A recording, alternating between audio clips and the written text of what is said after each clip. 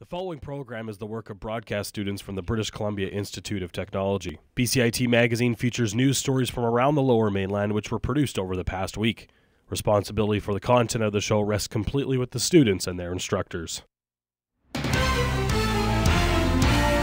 on BCIT magazine, this man says he didn't take part in Vancouver's Stanley Cup riot.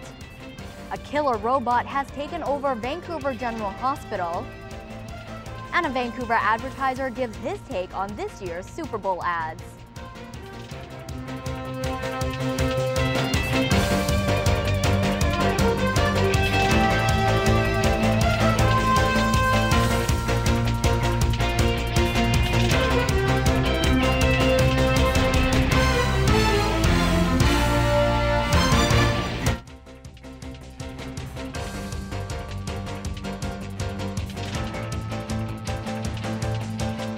Welcome to BCIT Magazine. I'm Angela Jung. We're on location at the Richmond Olympic Oval, which was the home for the speed skating competitions during the 2010 Olympic Winter Games. And while we do miss the Olympics, the arena is now recognized as the International Center for Sports, Health and Wellness. And now to our top story. The first person to plead not guilty to charges related to the Stanley Cup riot began his trial this week. Police say the man smashed a window and the act was caught on tape. Our reporter Jennifer Ferguson was there. Until now, all accused Stanley Cup rioters have been sentenced after pleading guilty. 26-year-old Spencer Kirkwood is the first person to plead not guilty to charges of taking part in a riot and mischief. Kirkwood had his first day in court this week. BC Provincial Court has heard that Spencer Kirkwood was caught on security video using a street barricade to smash the glass of a downtown office building. Kirkwood, however, says he has no memory of breaking the glass or taking part in any of the events of the Stanley Cup riots at all.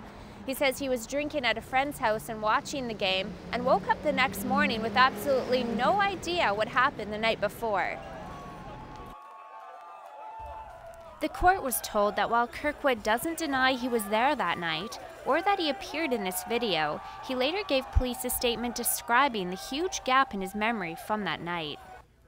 Charles Gauthier is the executive director of the Downtown Vancouver Business Improvement Association.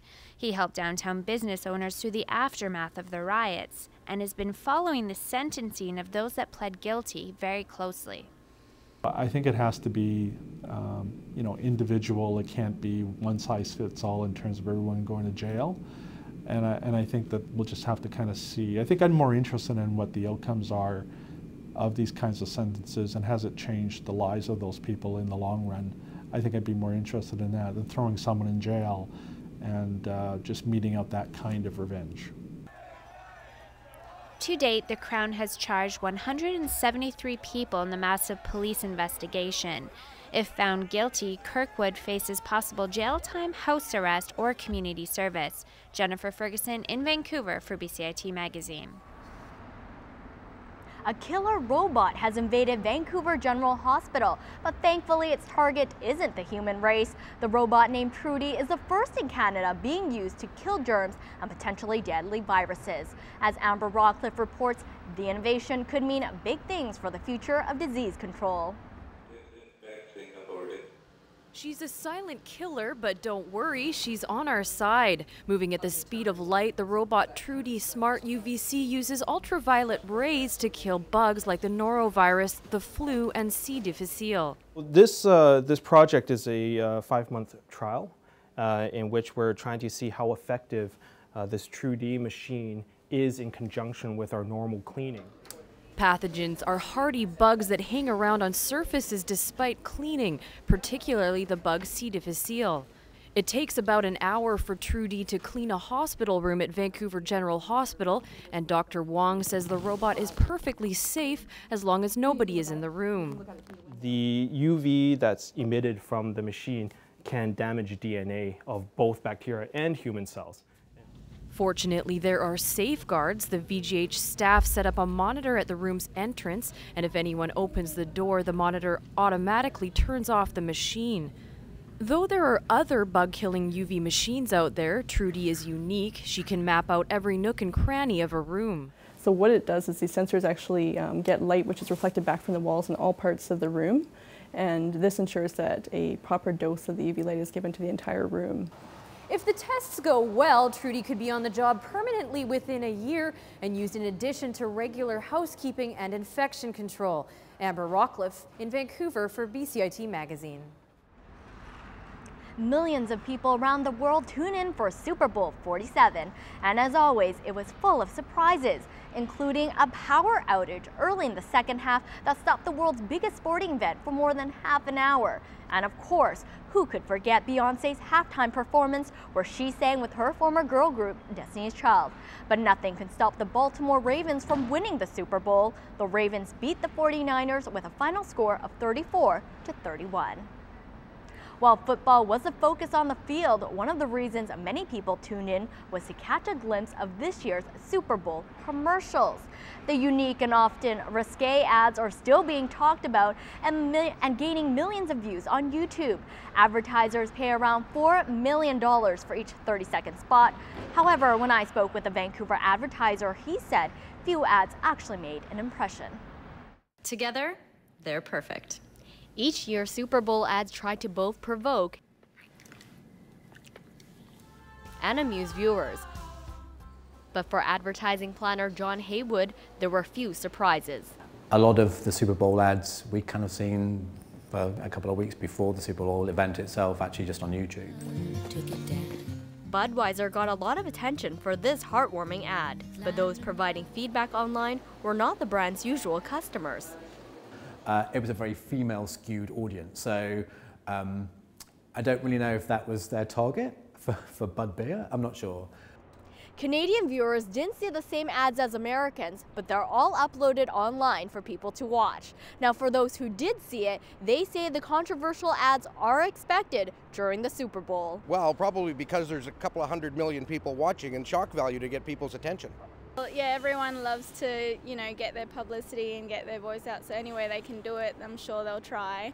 Love them, always entertaining, very expensive. We're playing on the lights going out, the power going out. It was a good commercial. I thought that they had brilliant and strategic marketing. One company who took advantage of the power failure was Oreo, who tweeted this during the halftime. So a really good example of being super relevant to something that was happening real time and getting a lot of attention. It was trending. Based on Oreo's success, these advertisers learned that the most impactful ads aren't the ones that cost millions. Angela Jung in Vancouver for BCIT Magazine. Coming up after the break, one Vancouver tattoo shop is raising awareness for heart health with a unique offer. And a Richmond library gets thousands of children's books. That's next on BCIT Magazine.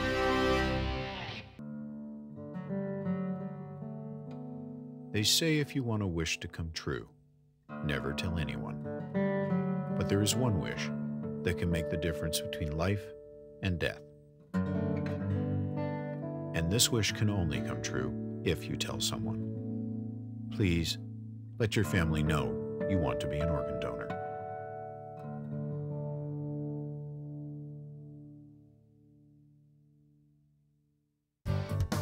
Standby graphics, ready, camera one. If you want to experience the fast-paced world of news. Today on BCIT Magazine, striking. Make magic on a movie set. Frame. And action. Or bring your creative ideas to life. BCIT's hands-on training will get you started. BCIT Television and Video Production. Your possibilities start here.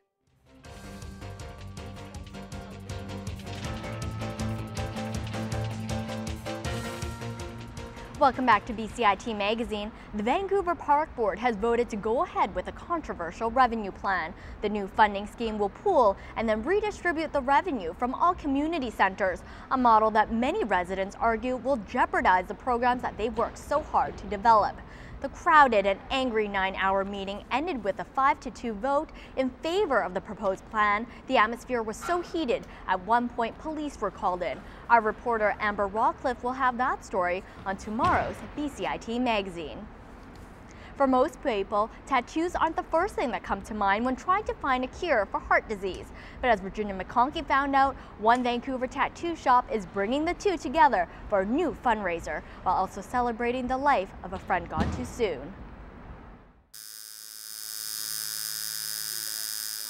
Zoe Paulette is getting a tattoo today, and while that's nothing new for her, this tattoo has a special purpose. How's that spot feel? Is that the top? It was designed to raise awareness for Heart and Stroke Month and celebrate the memory of a close friend. Jimmy was the owner and the lead tattoo artist at the shop. He passed away very unexpectedly at the beginning of January from a heart attack. So we wanted to do something in his honor and his memory, and something that would also help. Zoe and her co-workers decided on the tattoo sale that allows them to do what they do best while raising money for charity. I'll throw some purple in, just for fun. This is one of the flash sheets that we have for the Valentine's Day Heart and Stroke fundraiser. This is the one I've done. What the flash sheets are is just a bunch of small tattoos, Valentine's Day themed, and people can just come in and pick one for $60, which is cheaper than you would normally get for a tattoo. It just seemed fitting to do this fundraiser and donate the proceeds to the Heart and Stroke Foundation. The fundraiser is already gaining a lot of attention on social media, and the team is hoping that attention means big donations in Jimmy's name. He would love the idea of getting a lot of people into the shop, hopefully a lot of new people, and just tattooing them, which is obviously what he loved and cared about. According to the Heart and Stroke Foundation, heart disease kills 1 in 3 Canadians before their time and is the #1 killer for women. Having experienced the disease firsthand, the people here at Lotusland Tattoo are hoping their donations from the fundraiser can play a part in lowering those numbers. Virginia McConkey in Vancouver for BCIT magazine. Yep. A new province-wide initiative is encouraging children to start reading at a young age, and a library in Richmond has taken on the challenge by purchasing thousands of new children's books to add to their collection. Connor DeNoon has more. When the Richmond Public Library heard of the province's literacy initiative, they dove headfirst into the program by purchasing over 3,000 children's books. The library's goal is to create an environment where kids will succeed in reading from an early age. The Richmond Library has been overwhelmed with the positive response from the community. They're almost all gone, so I guess they like it.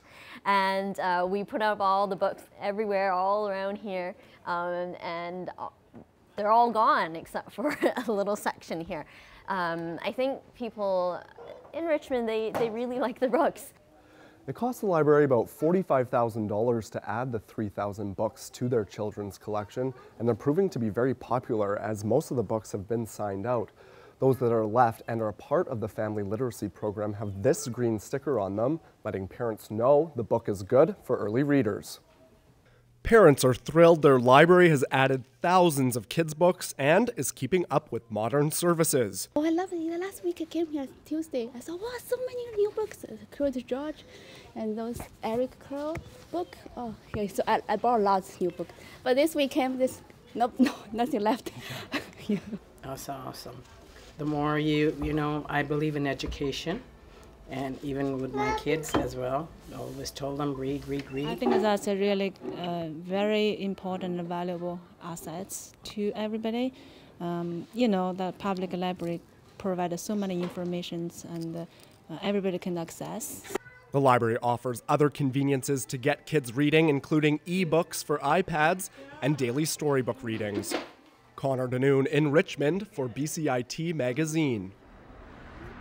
Tickets for the P&E this year are going to be cheaper, but the fare is going to be shorter too. The P&E says it's cutting admission prices from $20 to $16 in an effort to boost attendance, which has been sliding in recent years.